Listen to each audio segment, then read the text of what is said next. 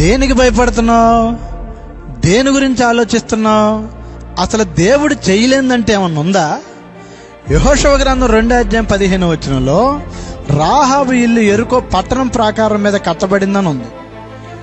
యెహోషువ గ్రంథం 6:20 యాజకులు అదే పట్టణ ప్రాకారం ముందుకెళ్ళి బోరలూది ప్రజలు ఆర్భాటంగా కేకలేసినప్పుడు పట్టణ ప్రాకారం కూలిపోయిందని ఉంది.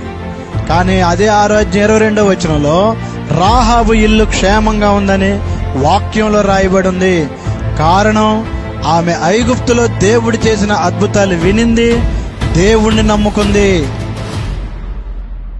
రక్షణ సువార్త మహాసభలు తేదీలు: ఏప్రిల్ 2026 14, 15, 16, 17 తారీఖులలో ప్రతిరోజు సాయంత్రం 7 గంటలకు. స్థలం: వై జంక్షన్ దగ్గర, బైపాస్ రోడ్, గొల్లపూడి, విజయవాడ.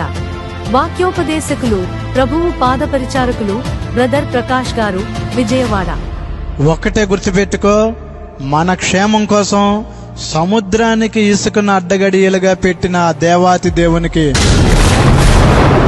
అసాధ్యమైందంటూ ఏది లేదు లేదు లేదు.